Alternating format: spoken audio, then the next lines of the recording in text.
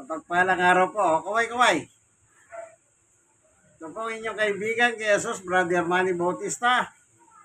Siya po pareho po silang dating chairman. Dati silang chairman, Barangay 97, Barangay 94. Ex-chairman po pala. Sila po ay magkaklase. Ang kanila po karamdaman, pareho. Stroke patient po sila. Pero kaganda sa kanila, biyaya ng Diyos, hindi po sila nakahiga.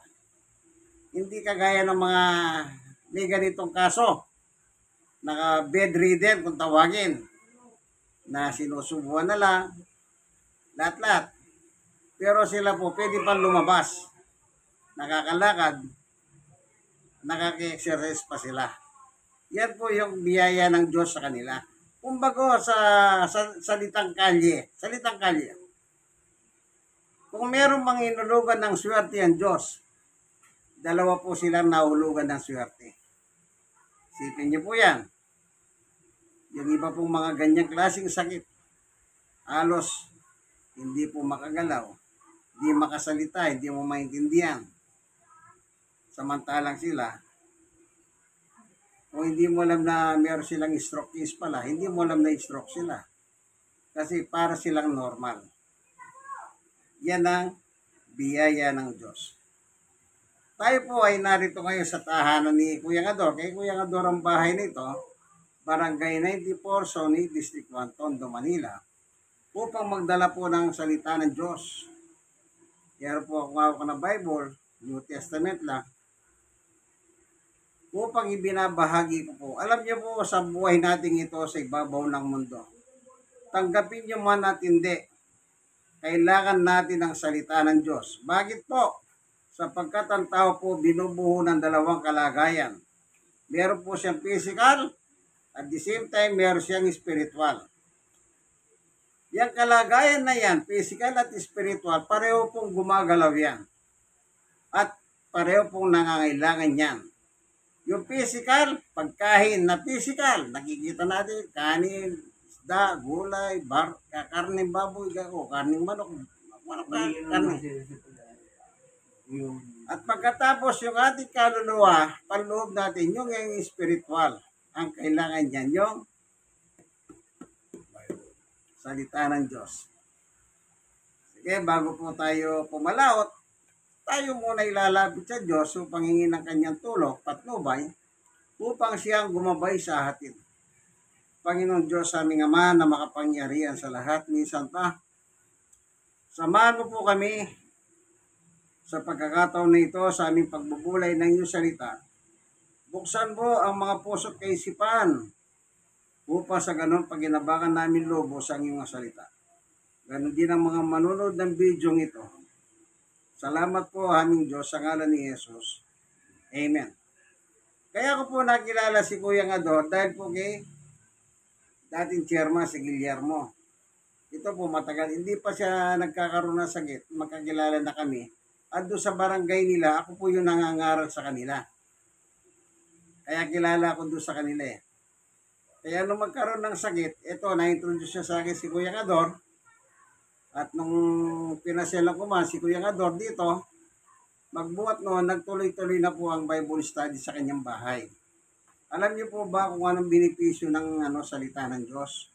Kapag ang isang tao maka-Diyos, tinatanggap niya yung salita ng Diyos, pinapapasok sa kanyang tahanan. Yan po ay taong maka-Diyos.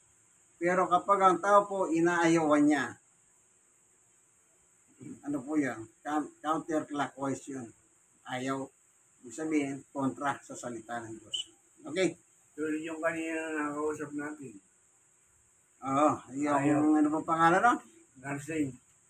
Yung inabutan ko doon, na-stroke din siya. Tinanong ko, 5 taon na siyang stroke. Ngayon, sabi ko, dito na lang tayo mag-Bible study ka ako. Diyan ko sila ninabutan sa waiting shade. Ayaw niya. Kaya tanong ko, ayaw mo ba ng Bible study ka ako? Umiling siya. Ibig sabihin, ayaw niya. Hindi welcome sa kanya ang salita ng Diyos. Kung pilit niya, ayaw. Sabi ni Apostol Pablo, Ito para sa lahat. May sakit, walang sakit. Ganito po ang pagtuturo ni Apostol Pablo. Unang Timoteo chapter 2 verse 3. Ito ang mabuti at nakalulugod sa Diyos na ating tagapagligtas. Meron palang mabuti at nakalulugod sa Diyos. Ito ang sinasabi ni Apostol Pablo. Ito'y mabuti, sabi niya. Ngayon ang tanong, ano yung gusto ng Diyos? Ano yung mabuting gusto ng Diyos sa tao? 4. Na ang ibig ay maligtas ang lahat ng tao at makahalam ng katotohanan. Ano ang ibig ng Diyos at nakalulugod sa Diyos na ating tagapagligtas? Gusto niya lahat ng tao. May sakit, walang sakit. Mayaman, mahirap, ano man ang itsura mo, ano man ang estado mo. Ang gusto ng Diyos, lahat. Ibig sabihin, lahat ng tao sa buong mundo. Ang gusto ng Diyos ay ano po? Maligtas. Tingnan niyo po yung isang talata, ang sulat ni Juan, babasahin ko. Ito naman kay Juan, iba naman yung kanyang mensahe. 1:3:16. Gayon na lamang ang pag-ibig ng Diyos sa sanlibutan. Tayo po yun. Kaya ibinigay niya kanyang bugtong na anak, si Jesus po yun, upang sumasampalataya sa kanya kay Jesus, hindi mapapahamak sa impyerno, kundi magkaroon ng buhay na walang hanggan sa piling ng Diyos. Ito po salita ni Juan. Kapahamakan at kaligtasan. So, yung sulat ni Pablo naman, sabi ni Pablo, ito'y mabuti at kalugod-lugod sa Diyos. Ang alin? Lahat ng tao maligtas. Meron ding ibig sabihin yun. Pag hindi ka maligtas, doon ka pupunta sa kapahamakan. Tandaan niyo po yan. Kaya si Juan, sabi ni Juan, lahat na sasampalataya kay Jesus, magkakamit ng buhay na walang hanggan. Hindi ka mapapahamak sa apoy ng impyerno. Ganito yun. Verse 36. Ang nananalig sa anak kay Jesus, may buhay na walang hanggan. Ngunit, ang hindi tumatalima kay Jesus, hindi magkakaroon ng buhay, mananatili sa kanya ang puhot ng Diyos.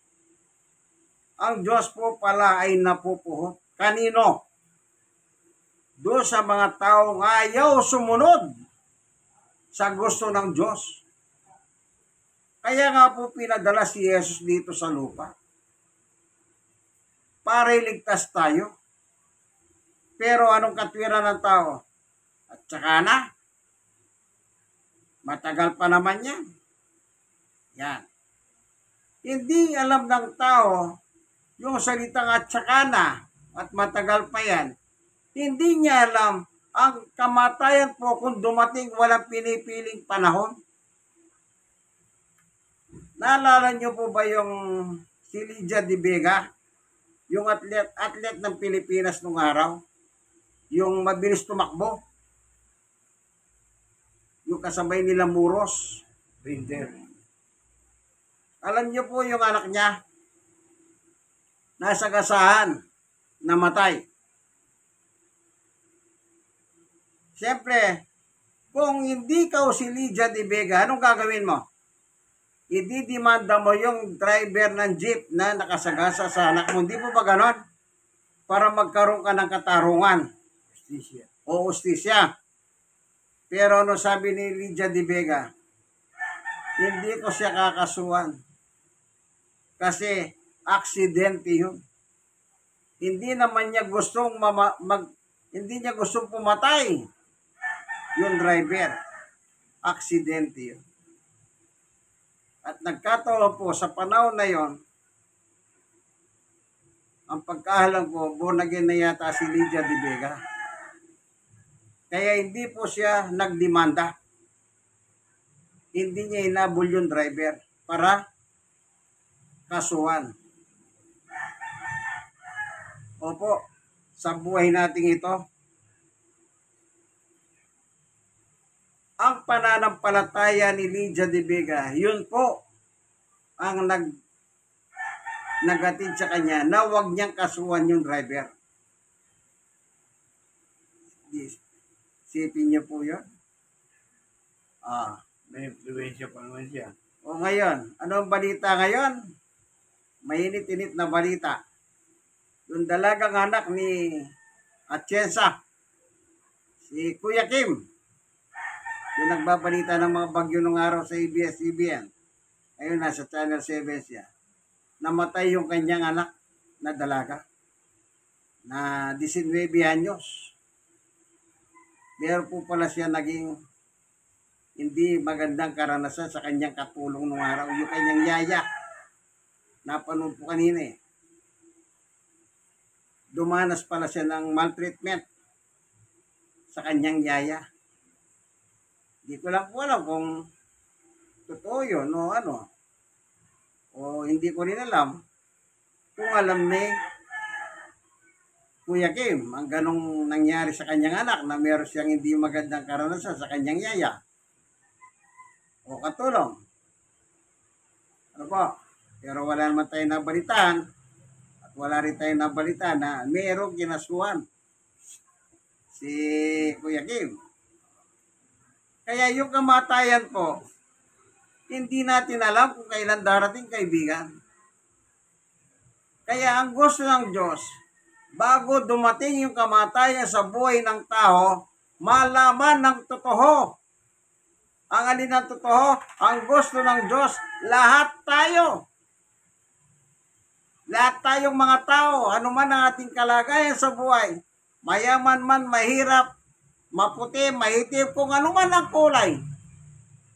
Ang gusto ng Diyos, sama-sama tayo sa kanyang kaharian.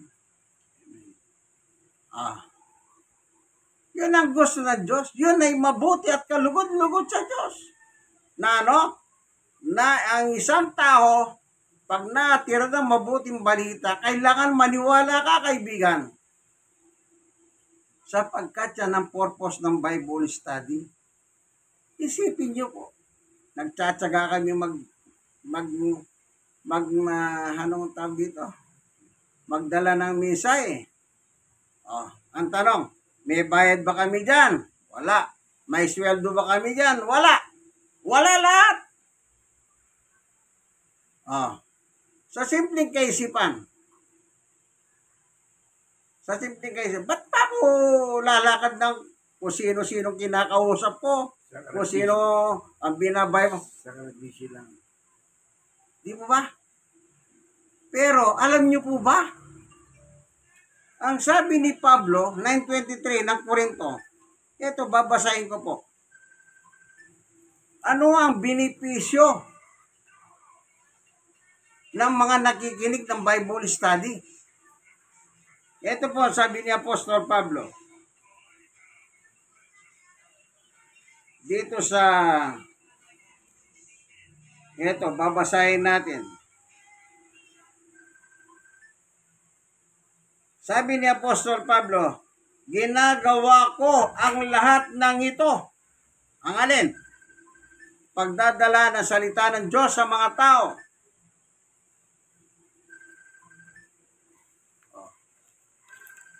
Anong sabi niya? Ginagawa ko ang lahat ng ito alang-alang sa salita ng Diyos upang makabahagi ako sa mga pagpapala nito. Yung po pala nakikinig ng salita ng Diyos, pinagpapala ng Diyos. Amen! O kagaya ngayon, nakikinig sa dalawa. Si sister po, si Mrs., napadanda, nakakapaginig din siya. Malakas naman ang aking salita. Ibig sabihin, pinagpapala sila ng Diyos. Isipin niyo po yan, makinig ka lang pala sa pangangaral, may darating na pagpapala sa iyo. Samantalang sinasabi ni Pablo, nakikihabot lamang ako. O, kita mo? Kung halimbawa, kung bibigyan sila ng Diyos ng 100 pagpapala, ano sabi ni Pablo? Kumukuha lang ako ng konti. Kung kumukuha lang ng konti si Pablo, kanino natitira yung marami?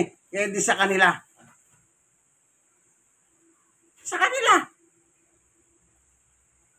Kaya napakaganda po pala ang makapakinig ng pangangaral ng Ebanghelyo ng Diyos. Ano yan? Pagpapala. Tingnan pa natin ang sabi ni Pablo. Dito sa isang kasulatan, meron po siya sinabi. Ganito po ang sabi niya.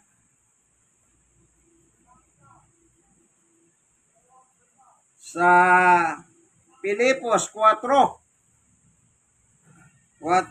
verse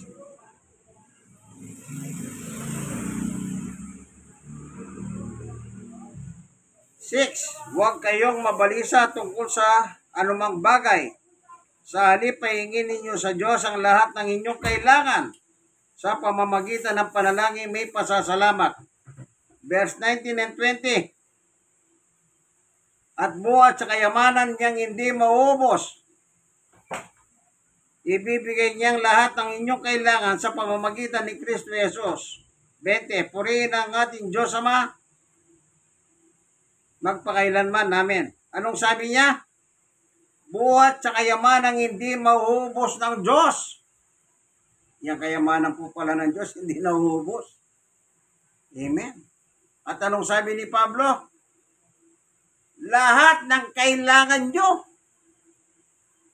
Hindi sinabi ni Pablo, 1/3 ka, 1/2 ka. Hindi. Kundi ang sabi niya ay, at buhat sa kayamanan niyang hindi maubos, ibibigay niya ang lahat. Lahat po pala ibibigay ng Diyos. Unlimited po pala ang pagpapala ng Diyos. Kapag nakikinig ka, kaibigan, at ang iyong pakikinig naman ay nasasayang ba yan o hindi? Tignan pa natin si Apostol Pablo. Dito po sa 15:58 ng unang Korinto. Ito po ang sabi ni Apostol Pablo. Ito po, babasahin ko ha. Magpasalamat tayo sa Diyos na nagbibigay sa atin ng tagumpay sa pamamagitan ng ating Panginoong Jesucristo. 58. Kaya nga, mga kapatid, magpakatatag kayo at huwag matinag. Magpakasipag kayo at gawin sa gawain para sa Panginoon. Ito po bang Bible study, gawain ng Panginoon? Opo. Gawain ng Diyos ito. Ano pinapapakinggan namin tatlo? Salita ng Diyos. Nagkakatipon ba kami? Opo. Sa 2 o 3, sabi ng Biblia, nasa kalagitnaan niyo ako, sabi ni Jesus. Kaya kayo si Jesus po nandito. Nasa aming kalagitnaan ng ating Panginoong Yesus. Sa 2 o 3, 3 na po kami.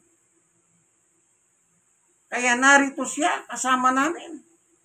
At siya ngayon ay nagpapala sa bawat isa. Kaya nga mga kapatid, magpakatatag kayo at huwag matinag, magpakasipag kayo sa gawain para sa Panginoon. Yamang alam ninyong di nasasayang ang inyong pagpapagal para sa Kanya. Hindi po pala sayang yang makapakinig ng ang gaya nito. O kagaya nito, 3 kami. Ako lang yung nagdi-deliver. Yung salita ni Pablo, lahat kami nakikinabang. Hindi naman ako lamang sa kanila. Kasi pagdating sa salita ng Diyos, wala pong lamangan. Ang gusto ng Diyos, lahat pantay-pantay. Walang mahirap, walang mayaman, walang kung ano-anong kalagayan sa buhay. Kaya pare-pareho po kami nakikinabang 3. Ano po? Hindi nasasayang. Isipin niyo yan. makapaginig ka ng 30 minutos Bible study, nakagawa ka ng malaking bagay sa Diyos. Eh bakit? Eh yung narinig mo salita, anong tawag ni Jesus doon? Yung narinig po nating salita mula sa Biblia, tingnan natin ang paliwanag ni Jesus. Chapter 6 ng 1, verse 63. Ang Espiritu ang nagbibigay buhay, hindi ito magagawa ng laman. Ang mga salitang sinabi ko sa inyo ay Espiritu at buhay. Anong sabi ng Panginoong Yesus? Ang salita ko sa inyo ay buhay, Espiritu at buhay. Sino bang hindi nangangailangan ng buhay, kaibigan? Yung cellphone mo nga na bakit mo sinacharge sa cellphone mo? Kasi po naglolobat na siya. Ganon din po ang tao, nalolobat ang tao. Kaya kailangan mong ma-recharge. Ano ang charger mo? Salita ng Diyos. Amen. Kaya tayo po ngayon ay may Bible study sa tahanan ni Kuya Ador. 3 po kami nakikinabang. Panguli. Alam niyo po,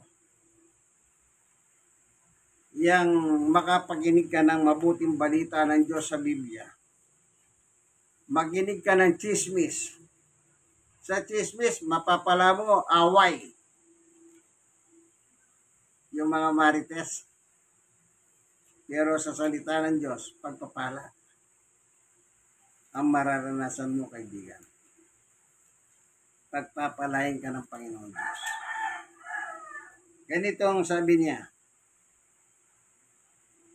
Sa unang Timoteo 4:13, sabi ni Pablo kay Timoteo, iukol mo yung panahon sa pagbabasa ng kasulatan sa madla. Anong madla? Tao.